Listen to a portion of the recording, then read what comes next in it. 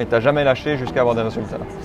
Alors ouais, il y a forcément cette fameuse traversée du désert comme on dit. Quand on lance un business, on aime s'aventurer dans des chiffres, dans des prévisionnels qu'on pourrait atteindre et se faire un petit peu rêver tout seul. Donc on pose des chiffres, on se dit bon voilà, tant de personnes, si j'en impacte seulement 1% qui achètent, je peux faire tant de chiffres d'affaires par mois. On se dit ouais, c'est trop cool, ça va être trop bien et tout. Et la réalité elle est souvent pas là. Parce qu'au début, bah voilà, il faut tout apprendre. C'est mon premier business, beaucoup de choses un peu amateurs. Tout ce qui est marketing, ça s'invente pas, il faut l'apprendre sur le tas. Donc voilà. Donc on est déçu au début, j'étais bien déçu. Mais j'avais quand même réussi à vendre. J'ai réussi à faire cette première vente, quelqu'un est intéressé par mon produit, donc tout est vendre. J'ai vendu une fois, je peux vendre 10 fois, 100 fois, 1000 fois. Il y a juste à améliorer la machine, les conversions, les petites conversions, tout ça. Donc ouais, un peu compliqué au début, mais on persévère.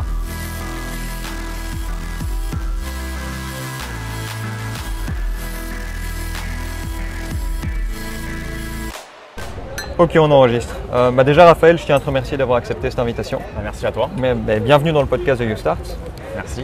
Est-ce que tu peux te présenter, dire un peu ce que tu fais et expliquer aux gens qui nous écoutent ton activité?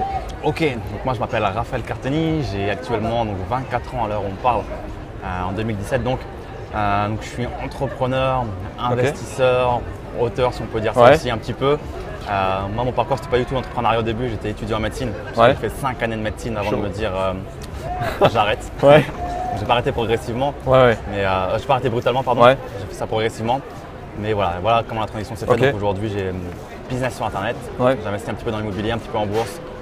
Et pour faire dans les gros traits, c'est ça l'idée. Et j'ai également écrit 2 livres. Ok, donc tu es vraiment dans plusieurs activités différentes. Un entrepreneur multicasquette, on dit un petit peu aujourd'hui. Donc qu'est-ce qui t'a mené à te lancer? Donc tu étais aux études, c'est quoi la première étape? Comment ça a démarré Par quoi tu as commencé? Ça a démarré par le plus grand des hasards. C'est-à-dire que j'ai eu mon concours de première année de médecine, qui est relativement compliqué en France. Seulement 15% des étudiants au niveau national passent la deuxième année. Donc je me suis buté, j'ai obtenu ce concours du premier coup et au moment de rentrer en deuxième année, ça a été impossible pour moi de me mettre à travailler. C'est-à-dire que j'allais pas en cours, je me couchais à 4-5 heures du matin, je me levais à midi 13h, j'allais en soirée, je traînais sur l'ordi tout le temps. Profiter quoi. C'était même peut-être une petite dépression que j'avais. Je me sentais, c'était un peu bizarre, en fait, un moment bizarre. Mes proches me disaient peut-être qu'il a besoin de décompresser après cette première année très compliquée. Mais bon, du coup je traînais beaucoup sur internet, sur des sites plus ou moins sérieux, plus ou moins intéressants, plus ou moins enrichissants. Et je pense qu'à un moment j'ai dû taper dans Google comment devenir riche ou comment un truc comme ça, la requête un peu classique qu'on a tous plus ou moins tapé.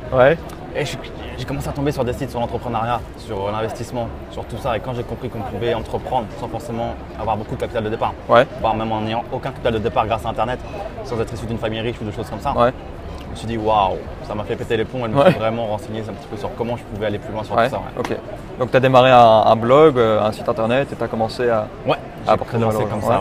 D'accord. Un premier petit business internet.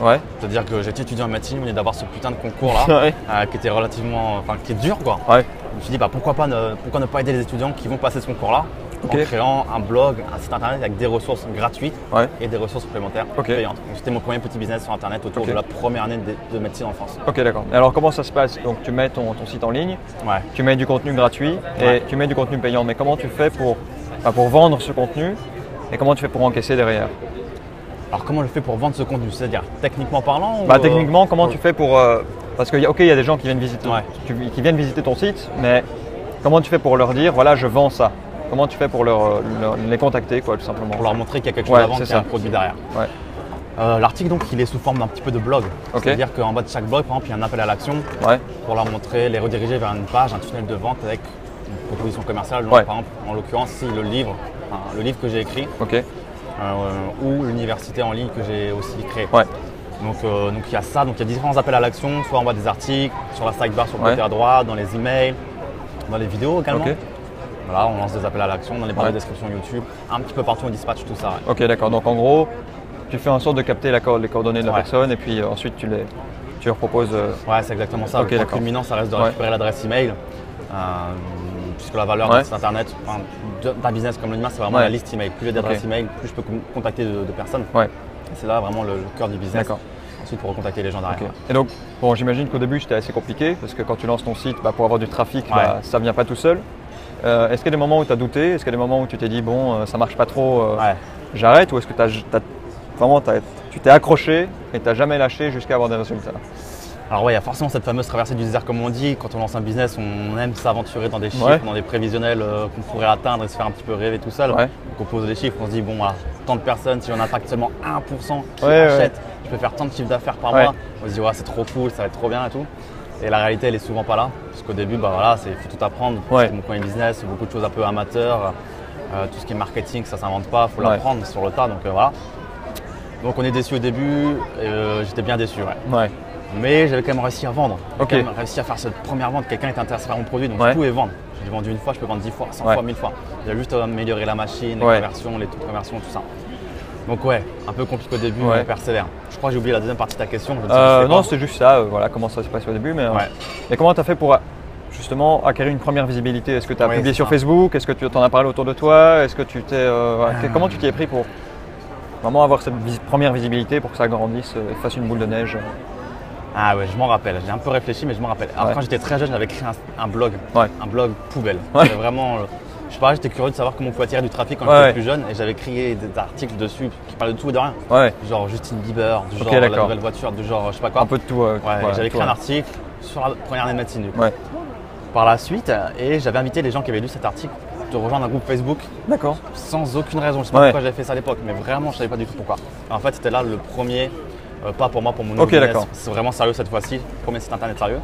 C'était d'aller demander à ces gens-là, d'aller sur le site, leur demander ce qu'ils en pensaient, qu'est-ce qu'ils veulent voir sur le site, les articles, le produit, qu'est-ce qu'ils voudraient voir. C'était un petit peu mon audience test et c'est eux qui m'ont tout dit en fait. Je sais pas par quelle magie, c'est marrant le hasard, le destin, mais j'avais ce groupe-là qui était à ma portée pour commencer à sonder le marché facilement. Tu avais mis quelque chose en place avant. Mais vraiment pourri, toi, je parlais du Justin Bieber, je sais même pas quel âge j'avais à l'époque. Mais tu faisais au moins, tu faisais quelque chose. C'est même pas un vrai WordPress, t'as le faux WordPress. Ah oui, d'accord, ou t'as WordPress dans le truc gratuit. Alors j'avais quand même racheté un nom de domaine pour plus qu'il y ait ce point WordPress, mais c'était quand même un faux WordPress. Je pouvais pas tout faire, je peux pas mettre des plugins, je peux pas mettre, accéder à des trucs, c'était bloqué. Surtout que ça coûte 30 € un nom de domaine. Donc voilà. T'as pas eu peur du regard des autres quand tu t'es lancé? Tu t'es pas dit on va se foutre de ma gueule, je suis un peu qui je suis pour écrire ces articles? Ça peut paraître un peu contre-intuitif quand je vais dire ça, mais je suis assez discret. Donc c'est vrai que quelqu'un qui fait des vidéos sur YouTube, etc., on peut se dire bon le mec, il n'est pas discret du tout. Mais je suis de nature assez discrète et moi j'ai rien dit à personne, j'ai fait mon truc. Parce que voilà, quand on veut entreprendre, souvent on est un petit peu la personne sur laquelle c'est facile de rigoler. Ouais, mais non, en France ça marche pas. Ouais, tu te mets un doigt dans l'œil. Quand tu investis dans l'immobilier, on va te dire c'est plus de rendement en France. Dès que tu fais un truc et quand tu n'as pas encore de résultats, les gens te découragent tout de suite. Donc moi j'ai rien dit. Aujourd'hui les résultats parlent d'eux-mêmes et c'est maintenant les gens qui viennent me voir pour savoir comment faire. Donc je préfère ça. Donc voilà. Mais c'est intéressant ce que tu dis parce qu'en général dans le lancement des startups et dans le monde des startups, on dit qu'il faut toujours partager son idée pour voir si ça peut marcher. Mais il y a aussi une autre école qui dit bah non, n'en parle pas déjà parce que les gens risquent de te casser. Mais il y a aussi le fait que quand tu parles de ton projet, tu as une sensation d'accomplissement en fait. Ah, ça y est, j'en ai parlé, c'est comme si ça existait déjà, puis tu fais rien derrière. C'est pas de piège. Ça, donc c'est intéressant ce que tu dis. Et donc, après ce blog, tu as fait l'immobilier. Un peu, oui. Comment ça se passe? Comment ça s'est passé? Alors moi, quand j'ai créé ce blog, j'étais déjà étudiant. J'étais encore étudiant. Et quand j'ai voulu investir dans l'immobilier, j'étais encore étudiant. Donc le problème, c'est que quand tu es étudiant, les banques, elles te ferment les portes tout de suite en mode revenez plus tard quand tu auras un vrai salaire. Quand tu auras un CDI. Voilà, le fameux CDI que les banques françaises adorent. Donc je me suis dit, bah, c'est bien. Enfin, c'est simple, l'argent il est là. On va le prendre de manière détournée. J'avais vu l'option du prêt étudiant. Donc voilà. Je suis rentré, j'ai dit, je suis étudiant, j'ai besoin d'argent pour vivre. Et l'argent, finalement, n'a pas été fait pour vivre. Tu l'as utilisé pour une autre façon? Je l'ai détourné pour acheter un appartement, faire des travaux et le louer en location saisonnière. Donc voilà, j'ai pris l'argent là où il était à la banque, mais de manière détournée. Et comment tu as fait pour fournir les garanties? Parce que j'imagine que la banque ne donne pas de l'argent comme ça n'importe comment à un étudiant. Alors il faut savoir que le prêt étudiant, c'est un produit qui est vraiment très souple dans le sens où voilà, le taux c'est 0,9%. Les conditions de remboursement, c'est tu peux avoir un 50 différé si tu veux. Tu n'as aucune indemnité de remboursement anticipé, tu peux rembourser quand tu veux. Tout ça, c'est des conditions que tu es censé normalement négocier au début avec un prêt immobilier. Tu n'as pas de frais de dossier. Donc il y a quand même une caution qui est demandée, une garantie. Donc là, tu as deux choix. Soit c'est tes parents, soit ça peut être l'État qui peut se porter caution. Moi, j'ai fait le choix de mes parents. Voilà, ils étaient d'accord avec toi et ils te soutenaient dans ce projet. Et puis ça n'impactait pas leur taux de comment dire, le niveau de vie. Non, le taux de mince. Le taux de d'intérêt. Non. On va trouver. Je suis très fatigué là. T'inquiète. Bref, le taux d'endettement, pardon. Voilà. Ah oui, voilà. Ça n'impactait pas ça du tout. Du coup, à part remplir le petit texte de 3 lignes disant qu'il s'engage à rembourser si jamais je faisais défaut, ce qui ne va pas arriver. Il n'y avait rien d'autre. Ok, d'accord.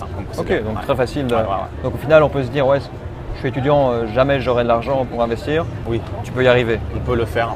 Donc voilà, c'est une version un petit peu borderline, un peu détournée. Mais la banquière qui m'a octroyé ce prêt étudiant l'a su après. Elle était très contente, surprise, agréablement surprise. Elle a même dit que j'étais un petit génie à mes parents. Elle a vu les photos avant après que je lui ai montré, elle a kiffé. Donc, tant mieux. C'est pas illégal. Contrairement à ce que d'autres pourraient penser en me le disant, mais c'est illégal et tout. C'est pas écrit que c'est illégal. C'est juste malin entre guillemets. Il y a une citation de je sais plus qui, je pense que c'est Marilyn Monroe qui dit si j'avais suivi toutes les règles, j'aurais jamais rien fait. C'est vrai, je connaissais pas celle-là exactement. Il faut savoir un petit peu des fois être taquin. Voilà, c'est ça. Transgresser les règles. Voilà, tu risquais pas grand-chose. C'est ça. Plus, en fait, il faut peser le risque, le pour et le contre.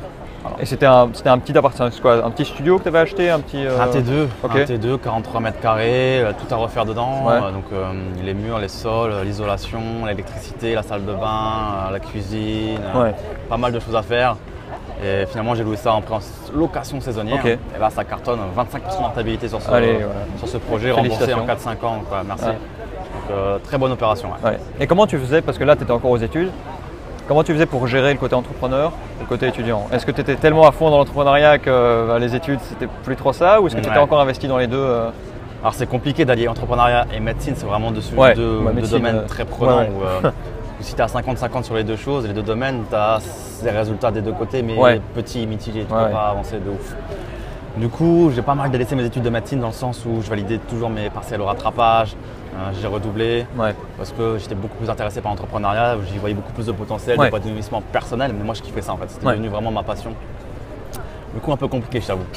Si j'avais continué mes études, je pense que j'aurais pu tuer un patient ou deux. Donc, heureusement que j'ai arrêté. Donc, mais au début, je me rappelle, c'était le matin à la fac, l'après-midi, réviser les cours quand même un petit peu pour être sûr de valider. Et puis le soir, on travaillait sur les projets. D'accord. C'était chaud. C'était intensif, mais moi j'aimais ça. J'avais quand même un peu le temps de voir mes potes. Donc ça allait. C'était pas des mauvais souvenirs du tout. Et donc, il y a un moment où tu as décidé d'arrêter. Tu l'as annoncé aux gens, à tes proches. Comment ça s'est passé? Est-ce que tu peux me raconter la discussion? Comment ils ont réagi? Ce qu'ils en ont pensé? C'était un moment compliqué, je te l'avoue. Parce que moi-même aujourd'hui, je ne sais pas vraiment quand j'ai arrêté. Je ne pourrais pas te donner de date. Personne ne sait vraiment quand j'ai arrêté parce que j'étais déjà très détaché alors que j'étais encore à la fac. Tellement détaché de mes études que voilà, j'allais jamais en cours et tout, je ne travaillais pas. Et c'est juste que je ne me suis pas réinscrit à une rentrée de septembre. Mais je ne sais pas quand est-ce que j'ai arrêté. Je ne l'ai même pas dit à personne ni à mes parents. Mais juste ils comprenaient que. Ils voyaient que ça. Que j'y allais pas. J'étais toujours à la maison chez mes parents, parce que j'habitais chez mes parents du coup. Ils voyaient que j'allais pas en cours. Et donc c'était compliqué, je ne l'ai jamais dit parce que mes parents ils auraient voulu que je continue mes études forcément. Médecine, on va devenir médecin, c'est cool, ton avenir est garanti, assuré. Alors que l'entrepreneuriat, ça peut être un peu plus vaste, un peu plus risqué, voilà, c'est différent, c'est vraiment l'opposé. Donc vraiment compliqué et on n'a encore jamais vraiment eu cette discussion. D'accord, donc ça, en fait ça s'est fait naturellement, si je comprends bien. Naturellement. Ça s'est fait progressivement. En fait ce qui s'est passé pendant une année, pendant ma 3e année de médecine, pendant la première année de la 3e année, on va dire, parce que j'ai redoublé cette année, j'ai fait exprès de valider toutes mes matières sauf une, que j'aurais pu valider. Pour redoubler, m'octroyer une année vraiment libre en termes de cours parce que j'avais validé 99% des matières. Et en étant encore étudiant, en ayant ce statut qui protège un petit peu tes protections sociales, tes étudiants. Voilà, c'est beau d'être étudiant. Ça détourne encore un peu. Voilà. Je suis encore engagé dans les études, comme ça, si jamais il y a une galère et que ça ne va pas l'entrepreneuriat, je peux encore revenir, on va dire. Mais c'est quand même une année où je pouvais y aller à fond parce que j'ai qu'une seule matière au second semestre à passer. Donc c'était facile. Et à la fin de cette année, ce que j'avais lancé marchait, je pouvais en vivre. Donc je ne me suis pas inscrit à la rentrée de Donc en fait, tu l'as fait progressivement, tu n'as pas pris le risque directement. Exactement, ça me paraissait suicidaire de me dire j'arrête tout et je me lance dans un projet, je ne sais pas s'il va marcher, autant le faire progressivement. Et donc tu as lancé un deuxième blog sur l'indépendance financière, la liberté. Donc tu apprends aux gens comment utiliser leur argent. C'est ça, globalement c'est à peu près ça, sur l'indépendance financière, l'investissement, l'immobilier, la bourse. En gros, je parle uniquement de ce que j'ai fait moi. D'accord. Et quand c'est quelque chose que j'ai pas fait moi, je fais intervenir des gens, des experts dans leur domaine qui on fait des vidéos interviews où ils expliquent un petit peu leur parcours à eux. Et c'est vrai que du coup, j'attire une audience très jeune, une image du coup, puisque j'ai 24 ans, donc ça va de, des fois même 15 ans à 30 ans. Donc un public vraiment jeune, qui se retrouve un peu en moi et qui a envie d'entreprendre, d'investir aussi, un petit peu comme à l'image de ton audience, je pense, Il y a beaucoup d'étudiants qui veulent entreprendre mais qui ne savent pas trop comment commencer, qui se rendent compte qu'être dans le salariat toute la vie, c'est peut-être pas forcément la meilleure des solutions, que les retraites en France, il ne faut pas rêver, il n'y aura rien, et qu'ils veulent déjà avoir du patrimoine qui va travailler pour eux. Et donc, voilà, c'est une bonne communauté maintenant, une bonne audience qui suit un peu tout ça et qui commence à entreprendre et qui m'envoie leurs premiers résultats. C'est génial, parce que tu vois que les gens derrière passent à l'action. C'est ça, ils appliquent. Encore cet après-midi, j'étais avec un petit gars qui me disait qu'il a acheté mon livre et qui commence vraiment à étudier son marché immobilier et qui va acheter avant la fin d'année. Très souvent maintenant, j'ai des retours de les gens se bougent. Les gens se bougent. Ça fait plaisir de voir des jeunes comme ça motivés et qui prennent en main leur avenir. C'est génial. J'aimerais qu'on parle de l'importance du réseau. Les gens que tu connais, comment ça t'influence, comment est-ce que ça représente des opportunités, comment tu fais pour approcher les gens, comment tu rencontres des nouvelles personnes. Le réseau pour moi c'est le plus important. Alors au début tu commences, t'as rien, t'es à poil, t'as rien, vraiment c'est compliqué. Pour moi un réseau ça s'achète pas, ça se construit sur le long terme en plus. Donc au début j'avais des événements, des petits apéros entre entrepreneurs, des restos entre entrepreneurs, des séminaires. J'essaie d'être présent le plus possible pour commencer à me faire connaître et rencontrer du monde. Maintenant c'est beaucoup plus simple, même dans l'immobilier. Voilà, il y a le notaire, je le connais, j'ai le comptable, j'ai les artisans, on les appelle, c'est facile. Alors au début il faut tout faire. Et quand tu as du réseau, ils te présentent à d'autres réseaux. Et on atteint des niveaux de gens, et plus on avance, plus on atteint des niveaux de gens qui sont difficilement atteignables. Là encore, j'ai un pote qui a fait beaucoup de chiffres d'affaires, vraiment en 7 chiffres en 3 mois. Donc c'est vraiment énorme. Et forcément, à ce moment-là, il faut penser à la question de la fiscalité, de la création de société. Et je l'ai mis en contact avec un pote à moi qui connaît un très bon fiscaliste, qui travaille avec des grands groupes français, mais vraiment des gros groupes qui est normalement pas accessible. Et grâce à la force du réseau, mon pote qui faisait son business dans sa chambre depuis 3 mois, qui n'a jamais connu vraiment trop l'argent, qui arrive avec 7 chiffres comme ça dans son business, depuis avoir accès à ce fiscaliste, grâce à un mec que je connais dans mon réseau, que je connais bien, qui connaissait ce fiscaliste. Donc là, sans ce réseau-là, jamais ce fiscaliste n'aura pu l'atteindre. Donc pour moi, c'est super important. Tout seul, on ne peut pas réussir. Et il faut s'entourer, faut s'entourer. Ce qui compte, c'est qui tu connais, quoi. Pas ce que tu sais d'important, mais qui tu connais, je pense. J'aime bien dire ça, cette phrase-là. C'est pas ce qu'on connaît, c'est qui on connaît qui fait que des fois, ça se débloque. On ne peut pas tout savoir. Et qui tu connais, voilà. Donc, c'est important de se bouger, d'aller à des séminaires, d'aller à des networking, etc. Exactement, moi j'invite fortement les gens à le faire. Il faut se bouger, parce que c'est en général, c'est souvent dans les grandes villes. En Belgique, c'est plus sur Bruxelles, mais je sais qu'en France, ça se fait surtout sur Paris. Et il faut le faire, il faut y aller, c'est hyper important. Paris, il y a même beaucoup d'autres villes maintenant. Nantes, il y a une bonne équipe, Toulouse aussi, Marseille. En général, moi je vois à chaque fois Paris. Paris, après, c'est la capitale, donc forcément, c'est là où il y a le plus de choses quand même. Je sais que Cédric Anissette a fait Cannes récemment, bientôt, je suis pas sûr. Cannes, fin août, il va faire ça, voilà. Donc il faut aller à des networking, rencontrer des gens. C'est hyper important. Là, il y a une moto qui arrive. Elle est en train de partir, heureusement. Mais donc voilà, nickel. On est tranquille. Tu as acquéri d'autres appartements au fur et à mesure. Ouais, aujourd'hui j'ai 3 appartements qui tournent pour moi, donc j'en ai 2 en location saisonnière et un petit meublé étudiant. Donc location saisonnière, pour ceux qui ne savent pas, c'est la location courte durée pour les touristes ou les gens qui veulent rester 2-3 jours, 4 jours, une semaine maximum. C'est ça, touristes, professionnels. Donc tu loues plus si tu gagnes plus, quoi. Exactement, c'est un prix à la nuitée, c'est pas un prix au mois, donc forcément on peut faire des prix plus chers, beaucoup plus rentables, on atteint des rentabilités qui sont beaucoup plus intéressantes. Donc voilà. Ok. Et donc tu as acquéri ces différents appartements, comment ça se passe niveau déclaration? Tu dois créer une société, tu dois créer quelle sorte de structure tu dois créer, comment tu le déclares? Alors pour l'immobilier en France, c'est simple, c'est vraiment très simple, tu as 2 choix. Soit tu le fais en tant que personne physique, soit tu le fais en tant que société. Une société, c'est pas forcément recommandé, ça dépend quel type de société. La société, la SCI, c'est plus si tu veux transmettre. On va pas rentrer dans les détails, je pense, c'est pas forcément le but, mais tu as le côté société, on va dire. Pour des buts bien précis, tu as le côté personne physique qui est généralement recommandé quand tu commences. Quand c'est ton premier appartement, tes premiers appartements, tu fais ça en personne physique. C'est beaucoup plus simple. Donc c'est un statut qui s'appelle loueur meublé non professionnel. Si tu loues en meublé, bien sûr. Alors là, encore une fois, il y a encore plein de… il y a plein de détails, il y a plein de détails. Le mieux, c'est de recourir à un expert, j'imagine. Exactement. On va pas en parler aujourd'hui. Je ne vais pas m'aventurer en fait dans les détails, mais voilà. Personne physique, société, c'est les 2 branches. Moi, j'ai fait ça en personne physique. C'est beaucoup plus simple au début. C'est très simple à déclarer. Tu prends un comptable, un expert comptable, tu fais ta déclaration de revenus, tu fais tes amortissements. On peut le faire tout seul, mais voilà, tu as des notions d'amortissement, de bien immobilier avec la valeur que ça d'évaluation, des choses comme ça. Donc autant passer par un professionnel pour qui c'est le métier. Et c'est très simple. Et donc, location saisonnière, tu arrives à gérer ça? Puisque si les gens viennent pour de la courte durée, tu dois, c'est comme un service hôtelier au final. Tu dois venir passer derrière, tout nettoyer, remettre des draps neufs, etc. Ou est-ce que tu le délègues? Alors au début, forcément, je l'ai géré ça moi-même, puisque voilà, c'était l'époque où j'étais encore étudiant, tout ça. Il faut voir aussi à quoi ça ressemble de faire ça en fait. Savoir combien on pourrait payer pour ce service, parce qu'on l'a fait, on sait ce que c'est par exemple de récupérer des chiottes, des choses comme ça, c'est pas toujours marrant. Mais après, avec le temps, j'ai délégué parce que c'est un métier, ça prend du temps.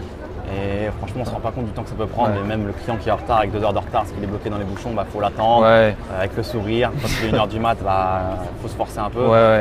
Mais après, j'ai délégué, donc voilà, des personnes, des particuliers qui font ça pour un complément de revenus.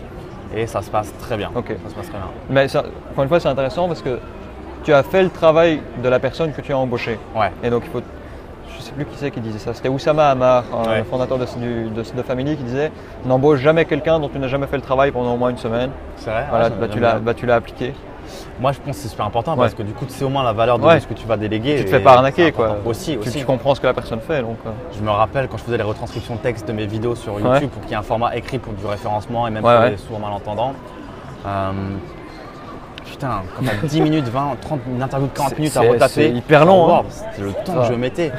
Et ça m'a fait péter les plombs. Donc aujourd'hui, c'est délégué. Mais je sais la valeur du travail que c'est. Et franchement, respect à ceux qui font ça aujourd'hui parce que c'est vraiment pas marrant. Comment tu fais pour embaucher quelqu'un parce que si tu délègues, tu délègues la retranscription de tes vidéos, tu délègues la gestion de tes appartements. Comment ça se passe? Alors pour tout ce qui va être internet, c'est pas des salariés, c'est des prestataires. Voilà, le débat du salarié en France, je pense qu'on va l'aborder aujourd'hui, mais c'est vrai que c'est très cher. Et pour tout ce qui est internet, c'est quand même beaucoup plus simple d'avoir des prestataires. Donc voilà, il y a des sites qui peuvent mettre en relation, par exemple Upwork, qui met en relation des gens qui recherchent une compétence. C'est un peu en freelance. C'est de la freelance, exactement. Bon, alors on ne va pas non plus rentrer dans le débat de la mondialisation, mais c'est souvent des personnes qui sont dans des pays à bas coût. Donc si on veut du français, on peut aller à Madagascar, dans le Maghreb, ça coûte pas cher pour embaucher.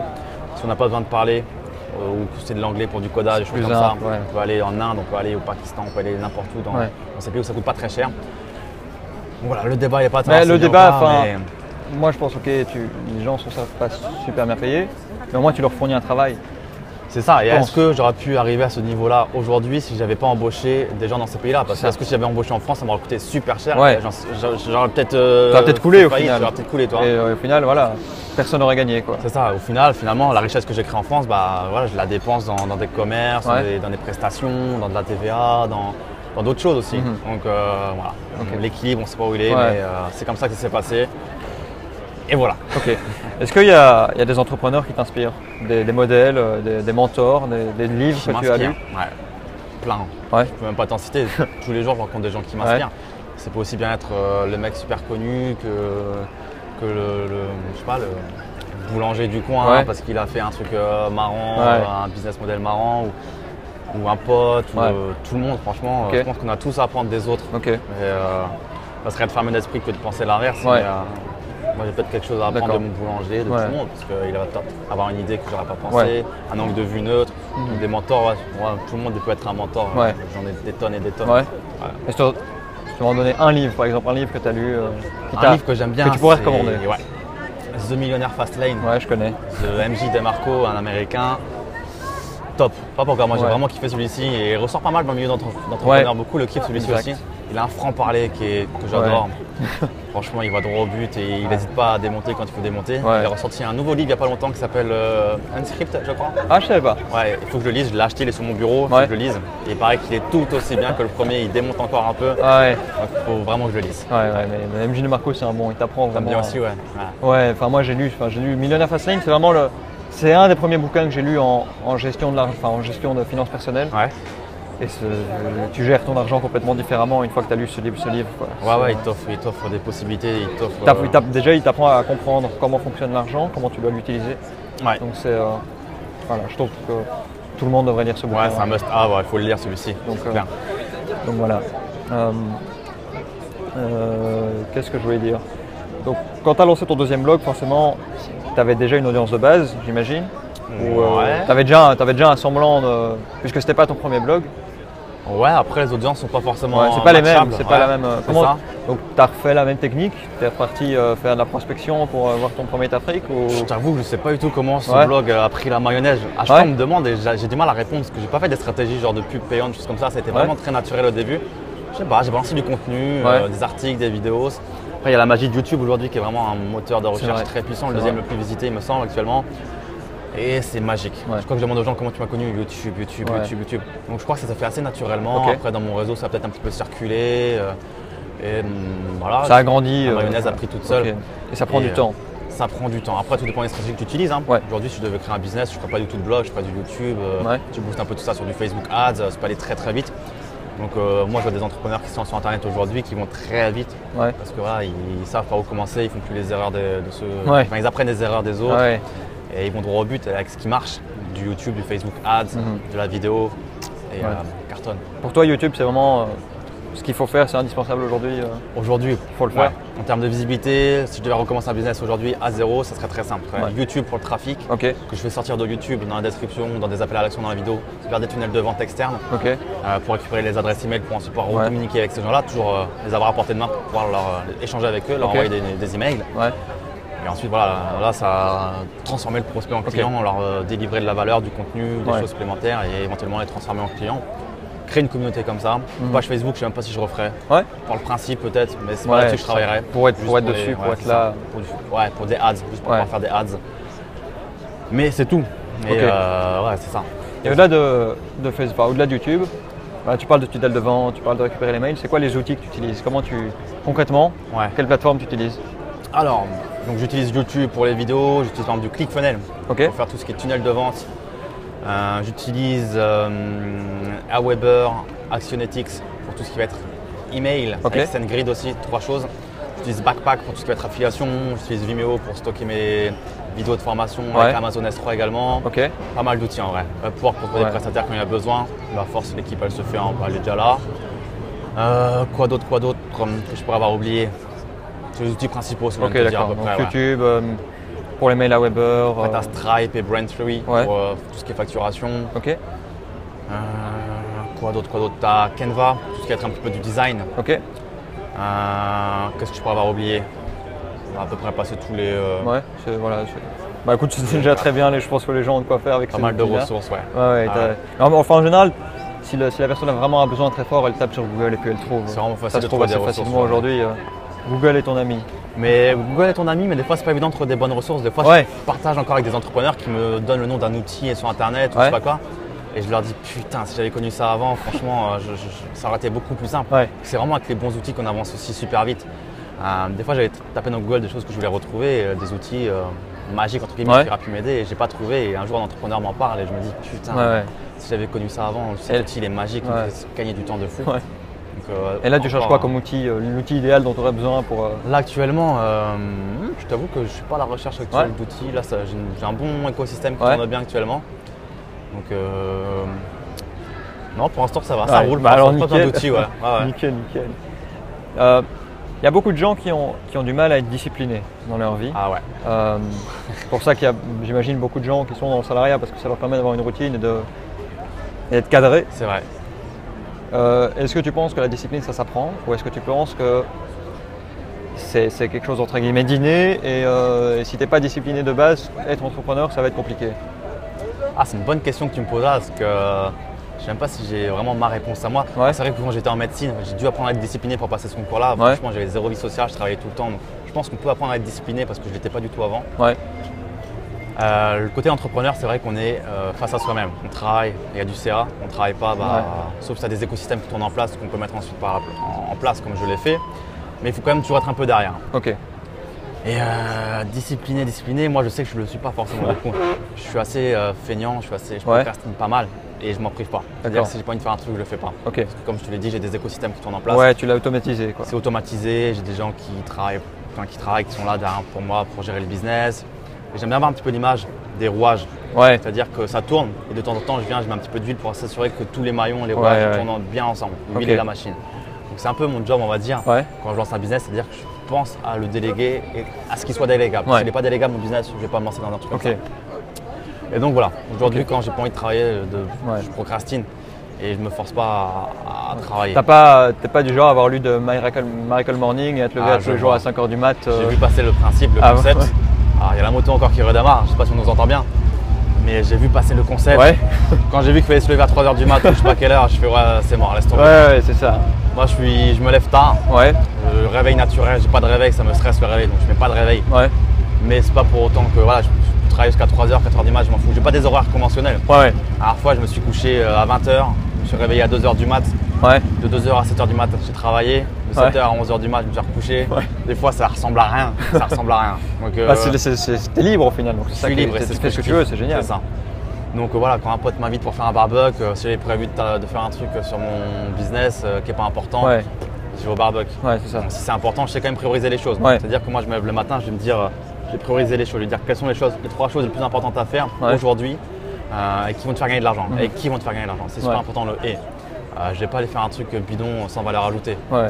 S'il faut répondre à un client parce que je sais que potentiellement ça va aboutir sur du CA ou quoi, bah, on priorise. Ok. Donc voilà, les 3 tâches plus importantes que je dois faire le matin en me levant, je les fais tout de suite. Ok. Procrastine pas, focus sur le plus important. Ouais, et voilà. après, Et le reste, voilà. Ok. Mais c'est intéressant parce que j'écoutais un podcast de Jean de la Roche-Brochard récemment, qui travaille chez Cliba Ventures, un employé de Xavier Niel. Ouais. Et il disait que le développement personnel, comme de Miracle Morning par exemple, c'est un peu comme les régimes minceurs, c'est pas quelque chose de personnalisé, c'est quelque chose de globalisé. Et en fait, toi, si tu te lever à 5h du matin, si tu n'es pas fait pour ça, au final, ça fonctionnera pas pour toi. Quoi. Ça peut être le problème du développement personnel d'être un peu trop général. Ouais, c'est vrai. Et de te vendre une pilule miracle qui au final ne marchera pas pour toi. Et donc au final, c'est ce que tu dis. Tu as une manière de travailler qui t'est propre et au final, tu es productif comme ça. Quoi. Je suis plutôt d'accord, il faut trouver son écosystème, son rythme de travail. Parfois j'étais avec un pote encore, on a travaillé jusqu'à 6h du mat, on n'a pas eu le temps passer, parce qu'on kiffe aussi ce qu'on fait. Ouais. Donc c'était je crois un samedi soir, un truc comme ça, tu te dis à 6h du mat, les gens ils sortent de boîte, ils sont bourrés, limite on les entendait par la fenêtre. Bah non, nous on est là, on travaille, on kiffe, parce qu'on s'en fout des heures, on n'est pas conventionné, on ne fait pas les choses conventionnelles et c'est très bien comme ça. C'est pas de la douleur, c'est cool. C'est là. Je sais pas si tu connais Gary Vaynerchuk. Ouais, bien sûr. Self-awareness, se connaître soi-même et roule comment t'es censé rouler. C'est ça, il n'y a pas de tuto pour devenir entrepreneur, c'est vraiment quelque chose que tu fais à ta façon. C'est ça. Comme tu as dit, franchement, à partir du moment où tu sais te mettre un coup de pied au cul quand il faut, que tu crées de la valeur pour les gens, que tu produis, que tu contenus des choses pour les gens, voilà, ça marchera en étant sincère, honnête. Est-ce que tu peux expliquer un peu comment tu crées de la valeur pour quelqu'un? Parce que pour certaines personnes, je pense que créer de la valeur, c'est quelque chose qui est assez abstrait. Ouais, c'est vrai. Comment expliquer ça simplement? Ouais. Alors moi, j'aime bien dire qu'un entrepreneur, c'est quelqu'un qui résout des problèmes tout le temps. Et c'est ce que j'en parle dans un chapitre entier dans mon livre. Et je dis qu'en fait, l'entrepreneur, quand il se réveille le matin, limite, il se dit bon, voilà, c'est quoi les galères aujourd'hui? Qu'est-ce que je vais résoudre? Toi, tu as un appartement, tu as un dégât des eaux, c'est une galère. Tu as ton locataire qui est en retard pour son paiement, c'est une galère. Ton site internet, je sais pas, il est inaccessible, c'est une galère. C'est que des galères en fait. Toujours régler des problèmes. Soit les tiens, soit ceux des autres. Voilà, t'as un mec qui visite ton blog, il veut obtenir sa PACES, son données de médecine plutôt, pardon. C'est une galère pour lui. Comment je peux l'aider à régler sa galère, à avoir son année? Donc je lui délivre des conseils, des contenus. Donc c'est ça ma notion de la valeur, c'est régler des problèmes pour les gens, de manière à faire en sorte qu'ils soient mieux, que ton locataire soit bien. Donc je fais des beaux travaux, je le meuble bien. Que le site soit accessible, qu'il soit beau, que ça convertisse, qu'il y ait des conseils au bon endroit, qu'il les trouve. C'est ça pour moi, créer de la valeur, régler des problèmes. J'avais vu un jour un reportage sur M6, un mania d'immobilier à Dubaï qui construit des tours, en dizaines de millions. Et lui aussi avait dit la même chose, ça m'avait fait rire. Il disait que le matin quand il se lève, lui c'est des projets de ouf, des tours, donc des problèmes, il doit y en avoir plein sur les chantiers. Et il se lève le matin, il me disait c'est pas possible quoi. Ça va être le bordel toi. Il disait je vais voir quelle galère aujourd'hui, il va falloir que je règle. Il faisait appeler tout le temps sur son téléphone, à droite, à gauche. Il dit moi quand je revends mon immeuble à la fin, que j'ai fait je sais plus combien de millions, c'est parce que j'ai réglé plein de problèmes. C'est comme ça que j'ai gagné de l'argent, j'ai réglé des problèmes. Et là je construis un nouvel immeuble, je me crée des nouveaux problèmes et j'adore ça. Ça m'avait fait rire. Et je trouve que c'est vrai. Un entrepreneur, il ne voit pas des problèmes, il voit des opportunités. Et puis il apporte des solutions et en fait t'aides les gens. C'est ça. Donc je trouve ça quand même assez dingue qu'on tape sur les entrepreneurs et qu'on tape sur les gens qui gagnent de l'argent parce qu'au final c'est des gens qui règlent des problèmes.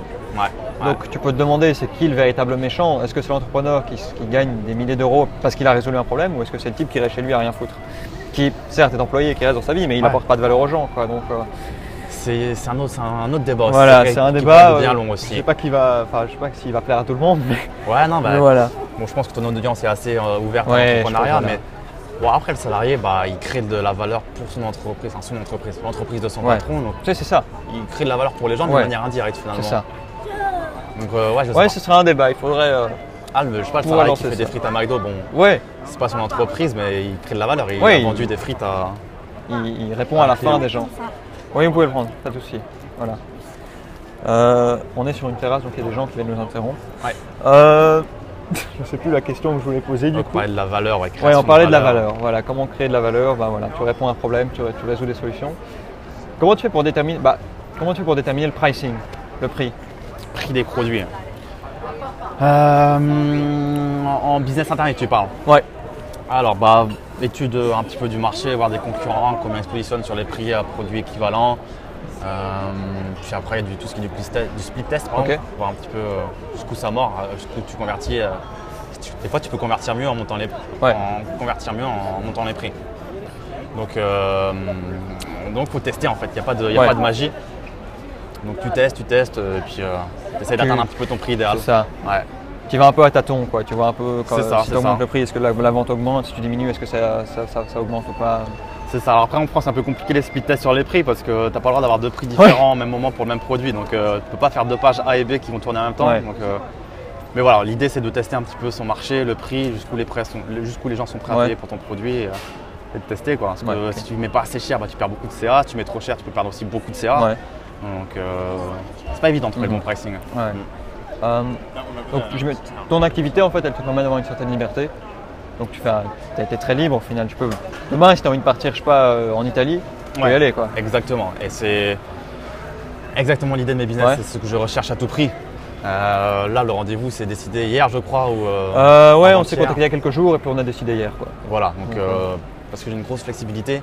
Là, on fait la vidéo, on est en juillet. J'ai fait 15 ou 16 pays déjà depuis cette année. Et je compte en faire une vingtaine, une trentaine cette année. Donc j'ai une grosse liberté. À partir du moment où j'ai internet, un ordinateur, je peux travailler. Tout ce qui est immobilier, c'est délégué. Donc j'aime bien cette idée, encore une fois, de système qui me permet d'apporter de la liberté, d'aller où je veux, quand je veux. Là, pendant que je venais ici sur la route, j'étais avec un pote au téléphone et demain on descend à Nice en train. C'est décidé là il y a 1 heure. Parce qu'on s'en fout, j'ai pas besoin d'être présent quelque part pour rendre des comptes à un patron. Le patron c'est moi, entre guillemets. Donc comme j'ai dit tout à l'heure, si tu travailles, tu as du ça, si tu ne travailles pas, tu n'as pas de ça. Mais le système que j'ai mis en place fait en sorte que ça générait relativement semi-passivement. Donc c'est cool et la liberté, c'est le plus important pour moi.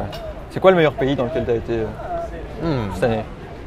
Alors, cette année, moi j'adore les pays de l'Est. Alors je sais pas pourquoi beaucoup de gens ne comprennent pas et je peux comprendre parce que c'est moins cher. C'est vrai que c'est moins cher, beaucoup moins cher.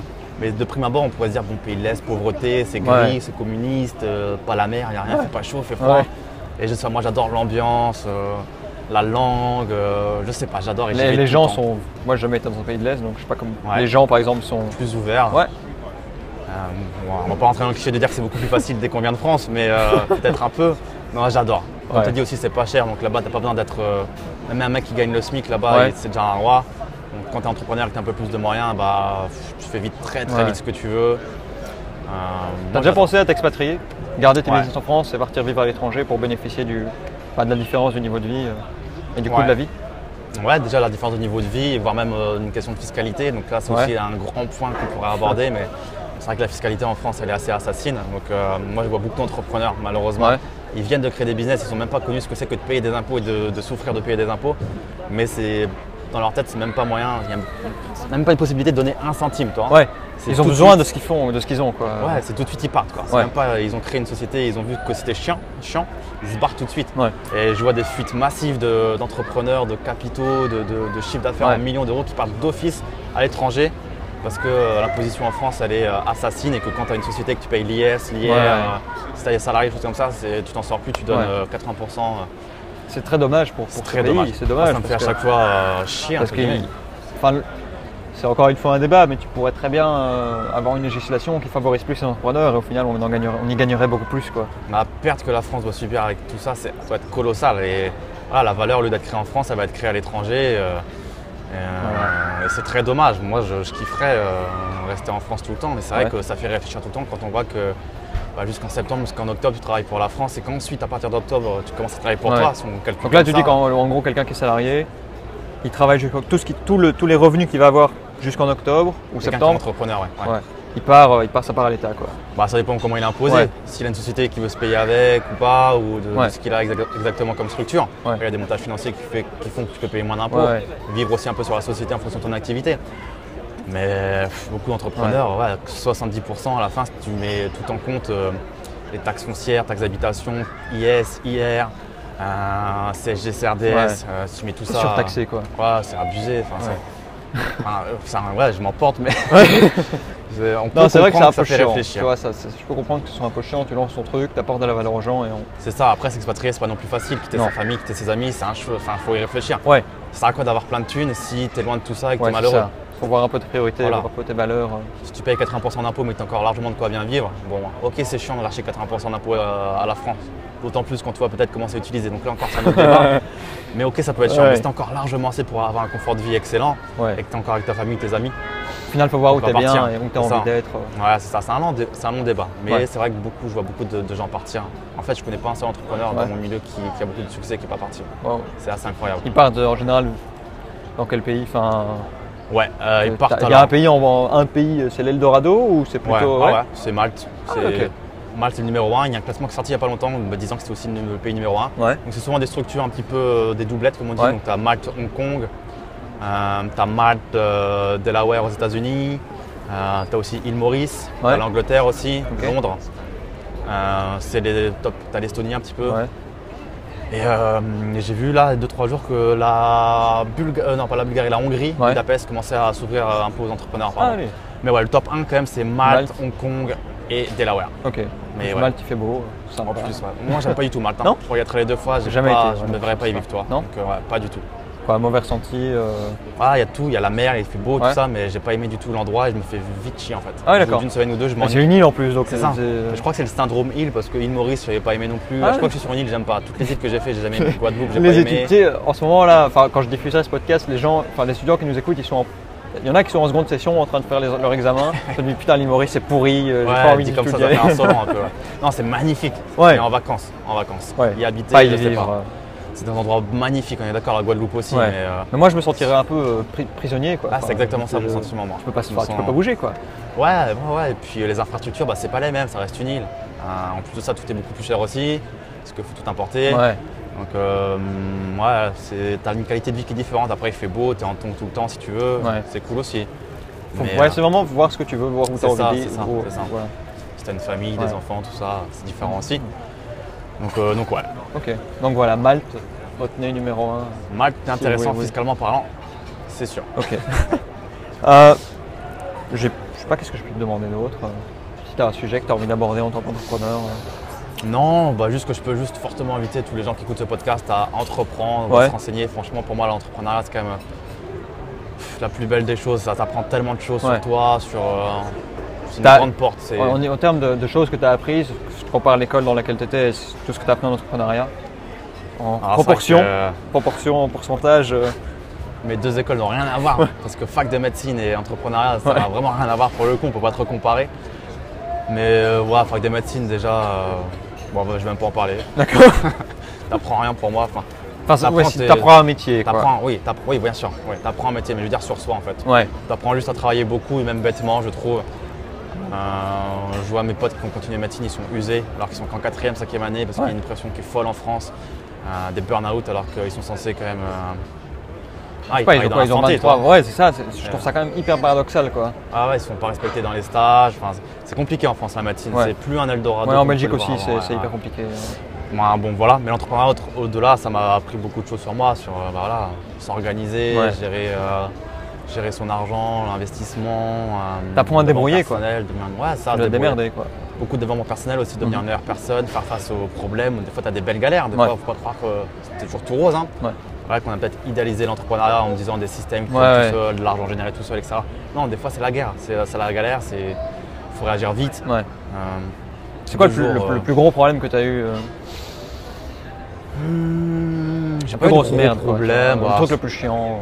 Je sais pas, il y a plein de trucs. Par exemple, j'ai reçu des prostituées dans mon appartement, donc là, je peux être considéré comme un proxénète. Ça peut être dangereux, faut pas que ça se répète. Il y a quelques jours, mon site internet était page blanche. Il ne faut pas que ça dure longtemps, ça. Sinon, Google, ces robots, ils passent et ils te déférencent tout ton travail.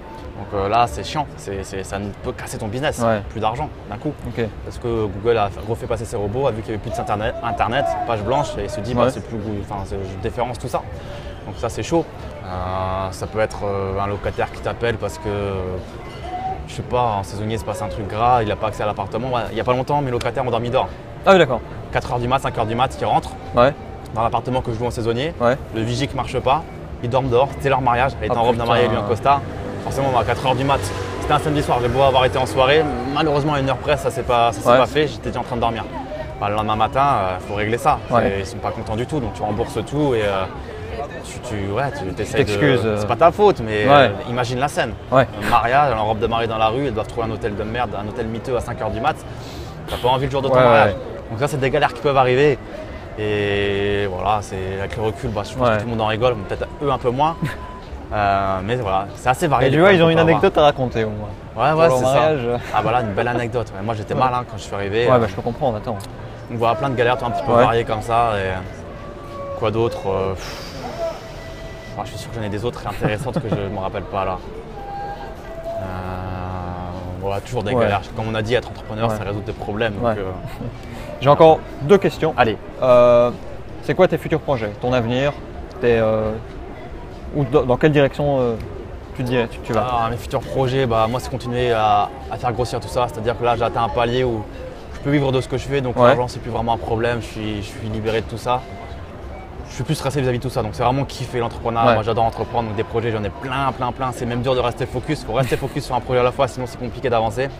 Donc continuer à investir dans l'immobilier, investir dans d'autres choses, faire prendre une nouvelle grandeur également mes business internet, faire plein de choses. Donc là j'ai eu mon premier séminaire il y a à peine 1 mois, 3 semaines à Paris. Ça s'est super bien passé. Séminaire en tant qu'organisateur, je crois. Ouais, mon séminaire à moi, des intervenants qui sont venus et tout, c'était super cool, très bien passé. Donc je sais déjà que j'en referai un dans un an, c'est certain.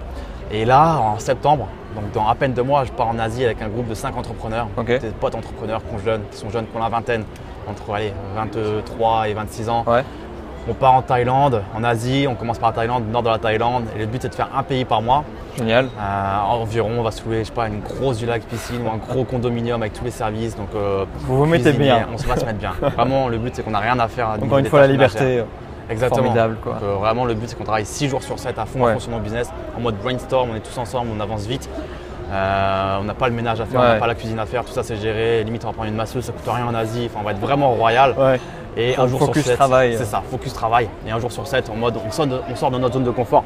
Je sais pas, peut-être sauter d'un avion, peut-être nager avec les requins sans protection, peut-être aller voir les pandas. Voilà, c'est pas une grosse sortie de zone de confort, mais c'est marrant ça à faire. On va aller, je sais pas, en Chine, aller voir des fournisseurs pour ceux qui font de l'e-commerce. Il y en a qui vont faire de l'e-commerce, qu'on font déjà.